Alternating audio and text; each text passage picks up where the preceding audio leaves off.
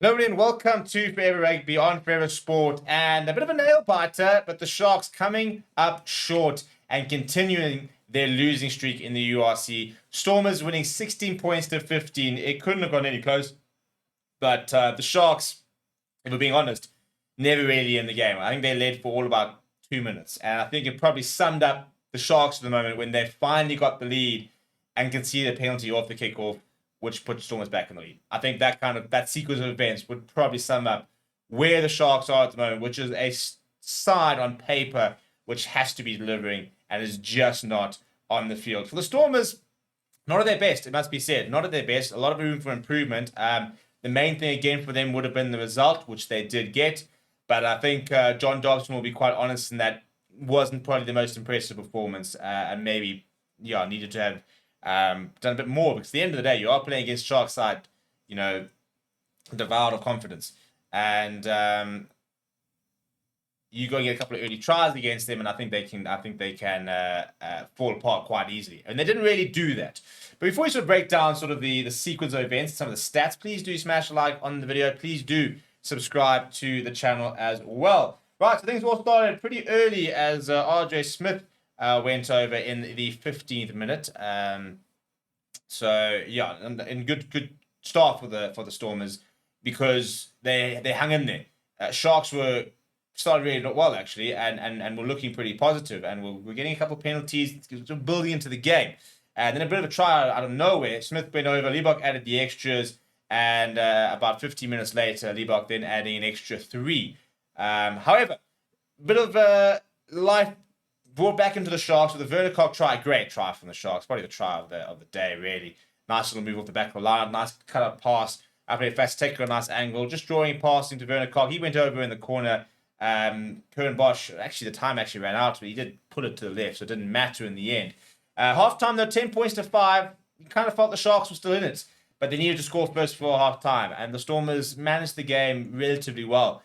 Took the points through Liebach in the 45th minute just to make sure they got the first points of the game, get ahead of that, converted try margin. And there was also a terrible penalty attempt from Liebach. The Sharks then got back into the game with a penalty through Currie Bosch to give them that sort of 5-point margin to make sure that converted try would put them in the lead. A try would put them level, for example. But I think the biggest frustration about the Sharks is that they needed to make the yellow card count more. They scored a try, so as the yellow card happened, so Corne Roll went over, a very good finish from him. Bosch adding the extras, and Natty Vermaak got a yellow card in the sequence to that try. So to then not do anything, and in fact actually concede 3 points, was probably the biggest frustration for the Sharks, who discipline-wise were absolutely dreadful. So the final points actually came in the 60th minute via the boot of Manie Liebach. But this is the main thing.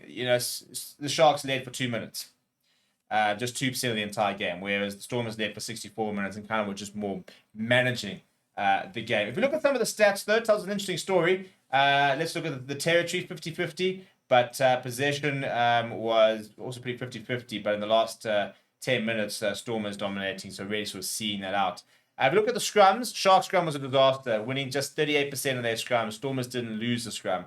Lineouts were pretty decent on both sides, to be honest. I think the Sharks just lost the single scrum. But if we look at the attack, pretty similar in all honesty. 4 line breaks for the Stormers, just the 1 for the Sharks, but 148 post-contact meters for the Stormers, 130 for the Sharks. Not too much in it there. Sharks winning 4 turnovers to the Stormers 1. But the penalty count for the Sharks was dreadful. 16 penalties. You cannot expect to win matches conceding 16 penalties, in a game.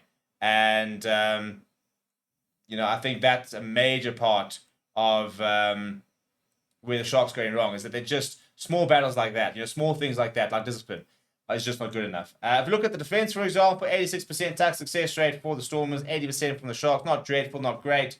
Kicks in hand were pretty even. There were a couple of big performances, and once again, I'd like to draw attention to a man called Ben Jason Dixon, who topped the carries chart as well as the tackles completed chart, and I think that he's someone to watch out for.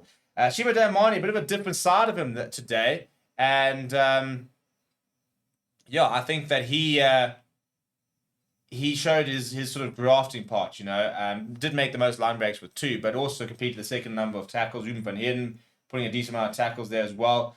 If you look at sort of some of the carries, for example, Ben Jason with 10, Upper Varsity with 6, Dion Free with 6.